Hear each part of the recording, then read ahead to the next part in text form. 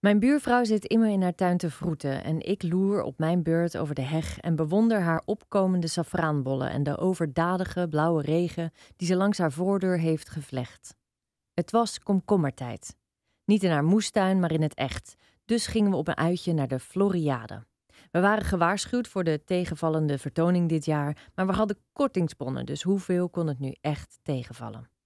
En nu ga ik hier niet te veel uitweiden over de net geplante, vrij brave bordessen, groots opgezette wandelpaden en de heuse kabelbaan die ons over de timide grassen en ingetogen groentaferelen trokken. Maar ik wil alleen de vrouw citeren die net vertrok toen we aankwamen. Het was het type moestuintovenaar. Soms zie je het aan de wat kromme, maar daadkrachtige lichaamshouding. Die heeft over de jaren heen haar eigen gewicht in bonen opgebonden. Ik vroeg haar hoe ze het had gevonden.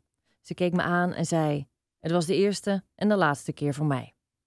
Ik had te doen met de gemeente die er miljoenen in had zitten, met de aannemers, architecten en standhouders die toch maar hun best hadden gedaan met het circulaire thema en de vraag om voornamelijk inheemse plantensoorten te gebruiken.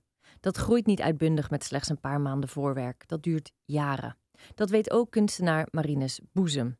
Hij plantte voor de opening van Almere, vlakbij de Floriade, in 1978 het kunstwerk De Groene Kathedraal. Het bestaat uit 178 populieren in de vorm van de kathedraal van Reims. 150 meter lang en 75 meter breed. Natuur kost tijd. Pas in 1996 werd het kunstwerk geopend voor publiek, waar de ruisende populieren nu tientallen meters bovenuit torenden. U begrijpt, een nogal imposante ervaring om doorheen te lopen. Iets wat je zou hopen mee te maken op zoiets als de Floriade. Een paar jaar later werd de Contra-kathedraal door Boezem ontworpen. De omtrek van de kathedraal is vlakbij in een veld van Beukenhagen uitgespaard.